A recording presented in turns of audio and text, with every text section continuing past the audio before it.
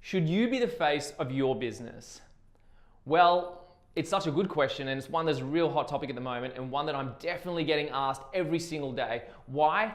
Because a lot of the times lately, I've been putting out content that relates to building your personal brand around your business and why it is so important.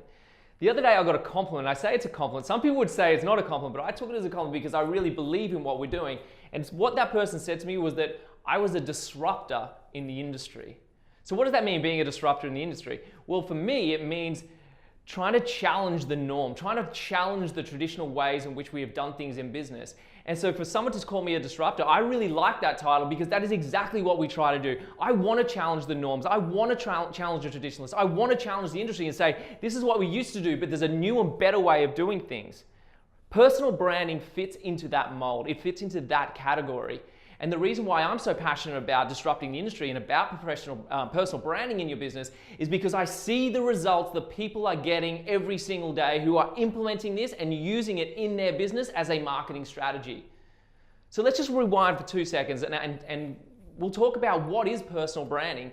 Well, you know what, 10, 20 years ago, businesses used to exist and they used to put out their logo, they used to put out a marketing flyer, they used to make a phone call, they used to have their shop front or whatever it was the case, and people used to buy into the concept of that business. They used to buy into the beliefs and values of that business.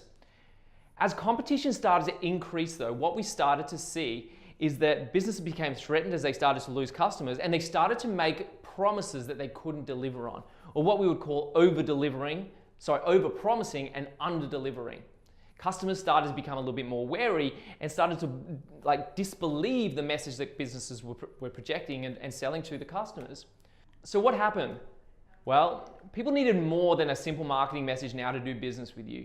People needed more than just a false promise. Then we started to see Google came about and we started to see testimonials being written on Google reviews. And people started using reviews to basis whether or not it wasn't important anymore what the business said about their business. What was more important is what the customer said about your business. If the customer said your business was doing well, then that was more believable and more reason to engage with your business. But what we've seen now is that people have caught on that reviews and testimonials online can also now be manipulated. And now a lot of the time people see testimonials online and think, well, isn't that just their friends? Is that just their family? Is that just have they paid someone to go and write a review or a positive testimonial about their business online?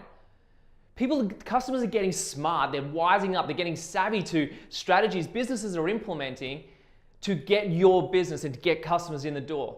So what now is the 2019 strategy? What is the strategy now coming of age that's going to move through the next decade of business? We've gone through businesses making promises, we've gone through customers leaving reviews and testimonials, and those things now are starting to fade away and not holding as much weight. So what is the new thing? What is the new strategy that businesses need to implement in order to carry weight?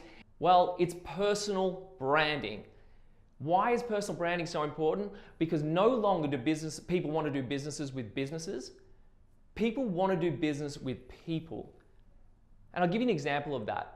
I'm in the salon space. That's where I do most of my clients. That's where most of my clients are. That's where I do most of my business. So let me give you an example of two types of businesses. Mary's salon over here, she does your waxing, she does your facial, she does your massage, she sells your products, she does all of those things. She does laser, she does all of those things, and she's been around for 10 years, right? Now over here, Jane opens one just up the road. Jane also does all of those things and sells the exact same products and uses the exact same machinery. The difference is that Jane has come in and now charges 50% less than what Mary does. Mary can either feel threatened by that and say, oh my goodness, I'm going to lose all my customers, but Mary has a secret strategy. She has a secret recipe. The thing that Mary has done for the last 10 years of business is not just built her business and her professional brand, but she's also engaged with the community from a Mary's point of view, from her position as an individual. The people in her community know about her children, they know about her pets, they know about what she likes, they know about her beliefs, her policies, the reason she does what she does, her message, her why, the way she looks after customers and why she looks after those customers the way that she does. Jane over here can't compete against that because people believe in Mary's message, they believe in her mission, they believe in Mary as a person, so they're less likely to move to a competitor because they believe in what she does. So how does Mary do that? Well, again, over time, we've seen that you used to be able to do it in written copy, magazine articles, newspaper articles, ads run through paper and phones and things like that. But these days it's much easier. These days you can use things like Instagram story, Snapchat story, Facebook story, your social media, Facebook Lives, all these different ways now that you can engage with your client as a person and talk about the reasons why you do what you do.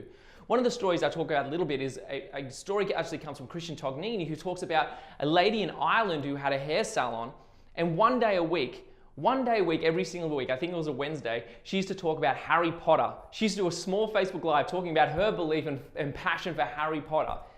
Now, the outcome of that is that the amount of people now who walk through her door and say, I just come to you because of your Wednesday Harry Potter Facebook Lives.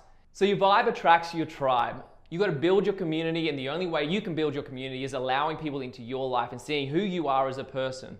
The connection and the engagement you will get from that will far surpass any marketing that you do, marketing your professional brand and your logo.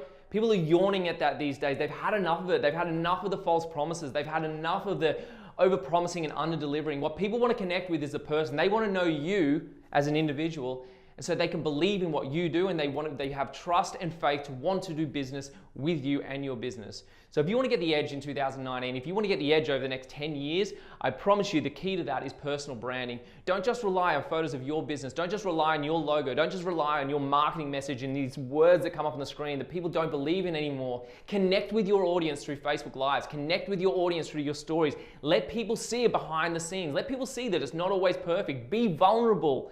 Let people see your imperfections and your vulnerabilities, and let them connect with that, because that is the secret to success in business these days. If you want to succeed, make sure you connect with your audience on a personal level. Personal branding is just as important as professional branding in any industry. So if you want to succeed in 2019, look at personal branding as your secret sauce. Look at it as the way you can differentiate your business in the market to bring in all the customers you need to be a successful business owner.